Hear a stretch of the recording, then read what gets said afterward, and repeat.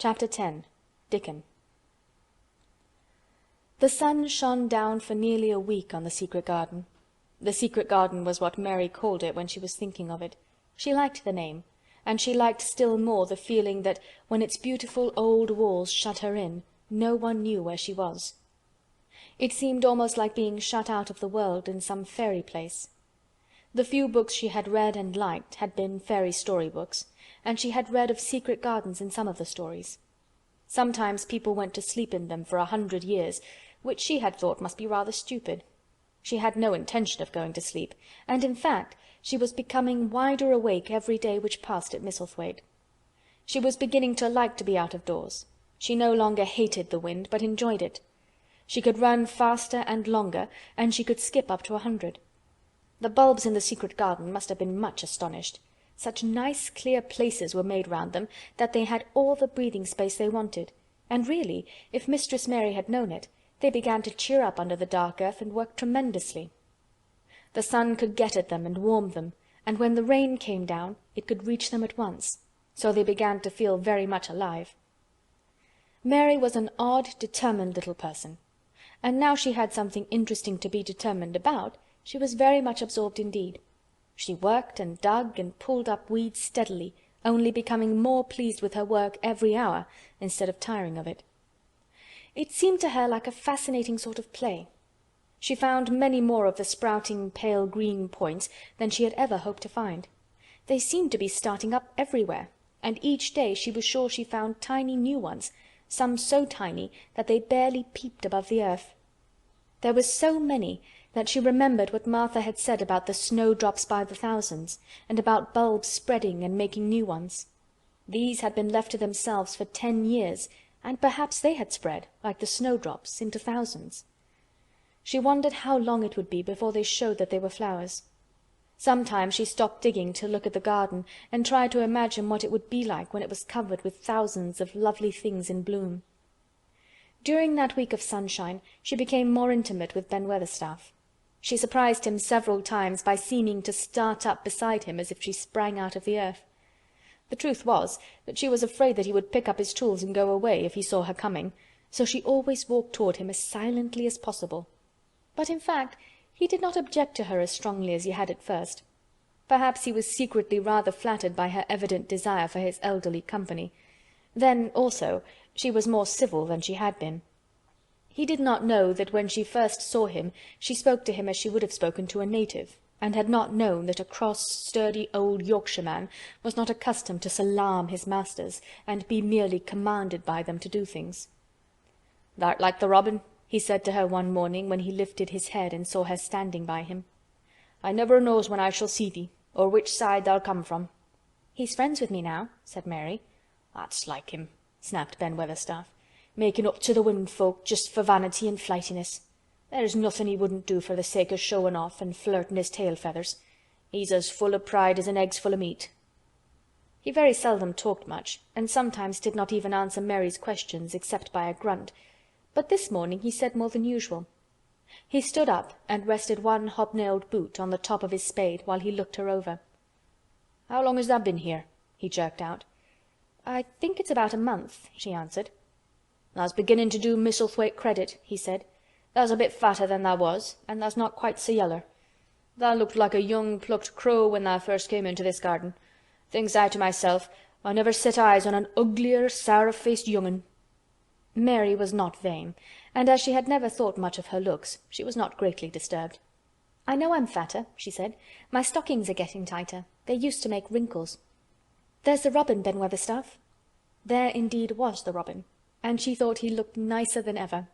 His red waistcoat was as glossy as satin, and he flirted his wings and tail, and tilted his head, and hopped about with all sorts of lively graces. He seemed determined to make Ben Weatherstaff admire him, but Ben was sarcastic. "Aye, there tha'rt," he said. "Tha can put up with me for a bit sometimes when tha's got no one better. Tha's been reddening up thy waistcoat and polishing thy feathers this 2 weeks. I know what tha's up to. Tha's courting some bold young madam somewhere, telling thy lies to her about being the finest cock robin on Missel Moor, and ready to fight all the rest of them." "Oh, look at him!" exclaimed Mary. The robin was evidently in a fascinating, bold mood. He hopped closer and closer, and looked at Ben Weatherstaff more and more engagingly. He flew to the nearest currant bush, and tilted his head, and sang a little song right at him. "Tha thinks tha'll get over me by doing that," said Ben, wrinkling his face up in such a way that Mary felt sure he was trying not to look pleased. "Tha thinks no one can stand out against thee. That's what tha thinks." The robin spread his wings. Mary could scarcely believe her eyes. He flew right up to the handle of Ben Weatherstaff's spade and alighted on the top of it. Then the old man's face wrinkled itself slowly into a new expression. He stood still as if he were afraid to breathe, as if he would not have stirred for the world, lest his robin should start away. He spoke quite in a whisper. "Well, I'm danged," he said, as softly as if he were saying something quite different. "Tha does know how to get at a chap, tha does. Tha's fair unearthly, tha's so knowin'." And he stood without stirring, almost without drawing his breath, until the robin gave another flirt to his wings and flew away. Then he stood looking at the handle of the spade as if there might be magic in it, and then he began to dig again, and said nothing more for several minutes.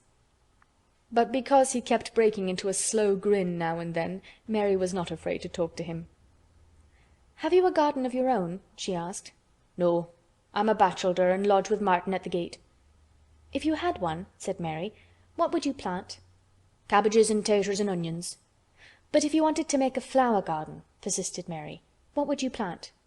"Bulbs and sweet-smelling things, but mostly roses." Mary's face lighted up. "Do you like roses?" she said. Ben Weatherstaff rooted up a weed and threw it aside before he answered. "Well, yes, I do. I was learned that by a young lady I was gardener to. She had a lot in a place she was fond of, and she loved 'em like they was children, or robins. I've seen her bend over and kiss 'em." He dragged out another weed and scowled at it. "That were as much as 10 year ago." "Where is she now?" asked Mary, much interested. "Heaven," he answered, and drove his spade deep into the soil, "'cordin' to what parson says." "What happened to the roses?" Mary asked again, more interested than ever. "They was left to themselves." Mary was becoming quite excited. "Did they quite die? Do roses quite die when they are left to themselves?" she ventured. "Well, I'd got to like 'em, and I liked her, and she liked 'em," Ben Weatherstaff admitted reluctantly. "Once or twice a year I'd go and work at 'em a bit, prune 'em and dig about the roots. They run wild, but they was in rich soil, so some of 'em lived." "When they have no leaves and look grey and brown and dry, how can you tell whether they are dead or alive?" inquired Mary. "Wait till the spring gets at 'em. Wait till the sun shines on the rain, and the rain falls on the sunshine, and then tha'll find out." "How? How?" cried Mary, forgetting to be careful. "Look along the twigs and branches, and if tha see a bit of a brown lump swellin' here and there, watch it after the warm rain and see what happens." He stopped suddenly and looked curiously at her eager face. "Why does tha care so much about roses and such all of a sudden?" he demanded.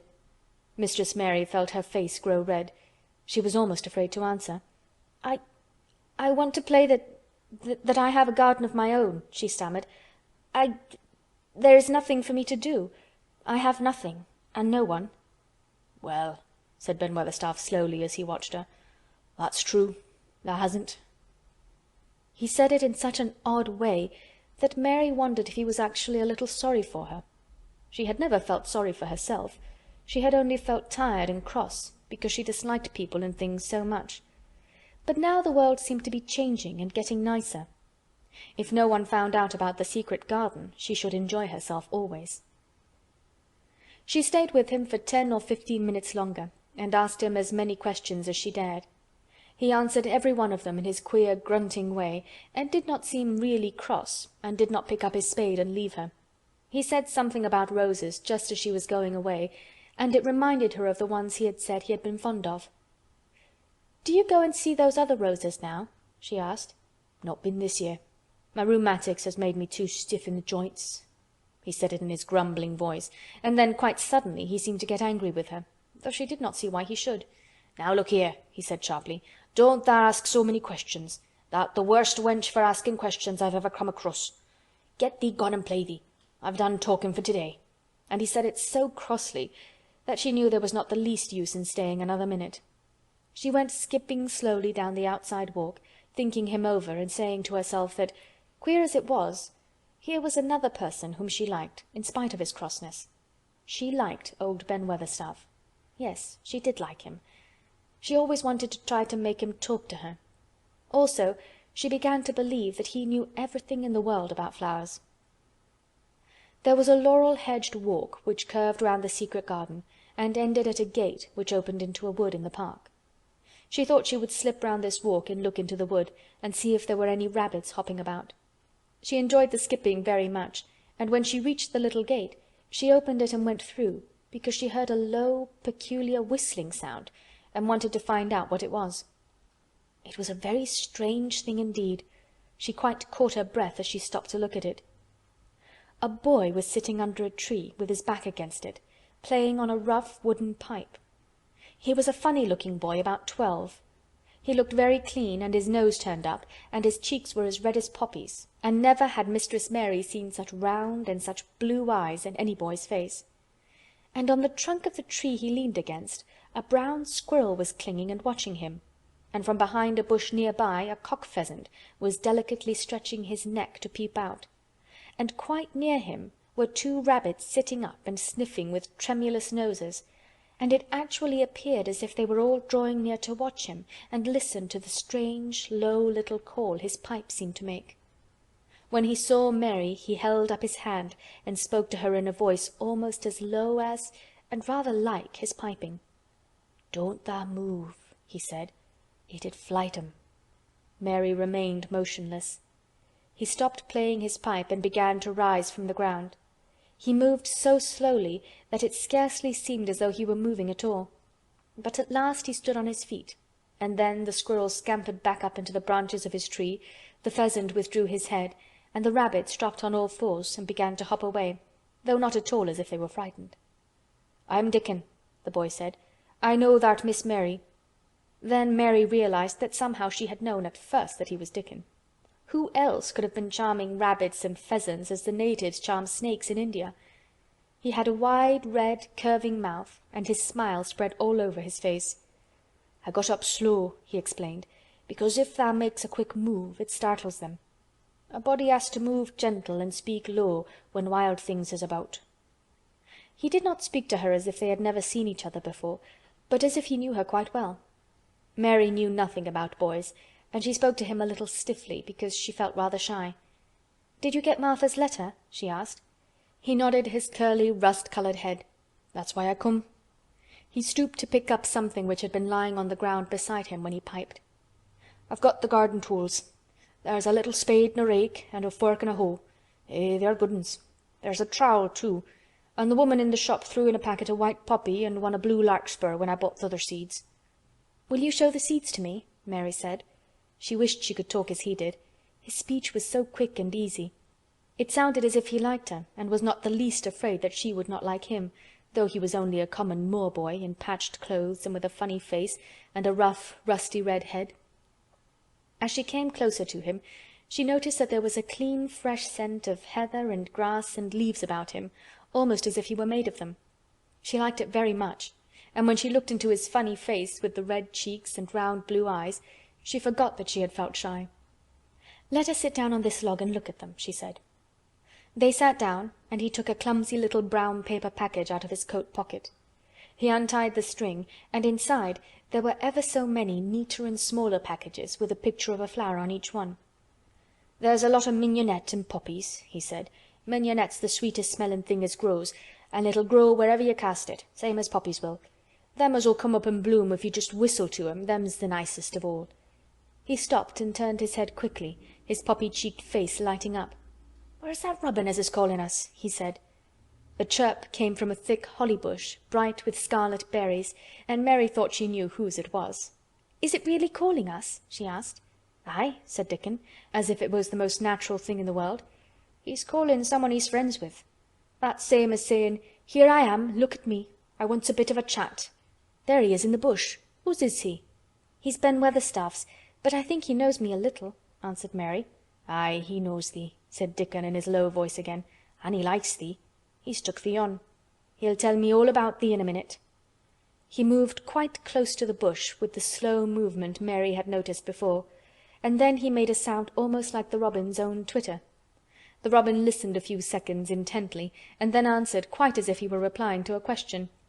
"Aye, he's a friend o' yours," chuckled Dickon. "Do you think he is?" cried Mary eagerly. She did so want to know. "Do you think he really likes me?" "He wouldn't come near thee if he didn't," answered Dickon. "Birds is rare choosers, and a robin can flout a body worse than a man. See, he's making up to thee now. Cannot tha see a chap, he's saying?" And it really seemed as if it must be true. He so sidled and twittered and tilted as he hopped on his bush. "Do you understand everything birds say?" said Mary. Dickon's grin spread until he seemed all wide red curving mouth, and he rubbed his rough head. "I think I do, and they think I do," he said. "I've lived on the moor with 'em so long. I've watched 'em break shell and come out and fledge and learn to fly and begin to sing, till I think I'm one of 'em.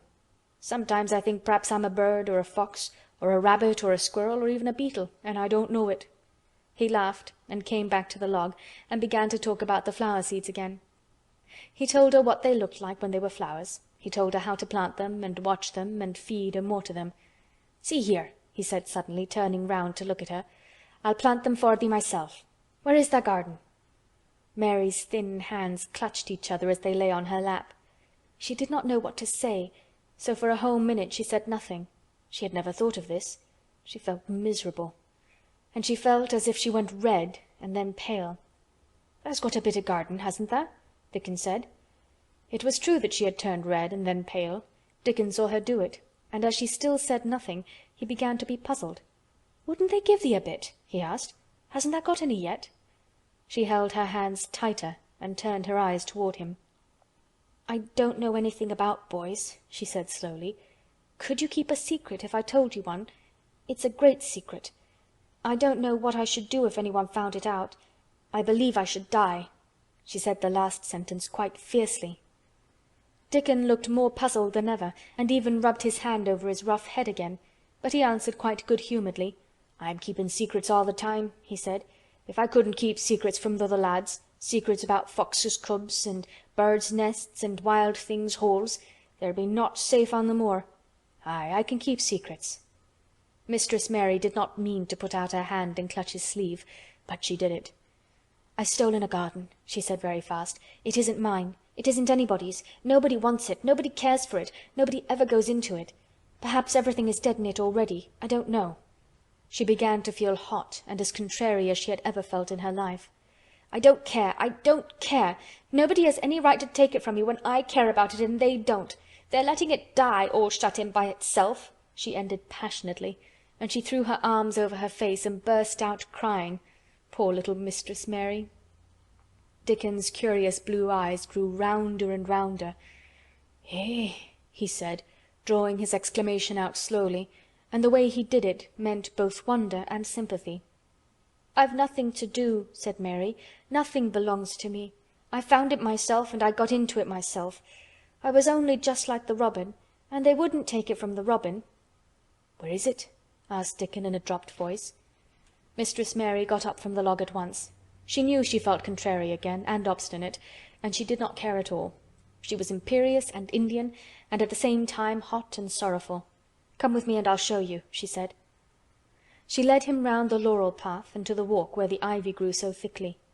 Dickon followed her with a queer, almost pitying look on his face. He felt as if he were being led to look at some strange bird's nest, and must move slowly. When she stepped to the wall and lifted the hanging ivy, he started. There was a door, and Mary pushed it slowly open, and they passed in together. And then Mary stood and waved her hand round defiantly. "It's this," she said. "It's a secret garden, and I'm the only one in the world who wants it to be alive." Dickon looked round and round about it, and round again. "Hey!" he almost whispered. "It is a queer, pretty place.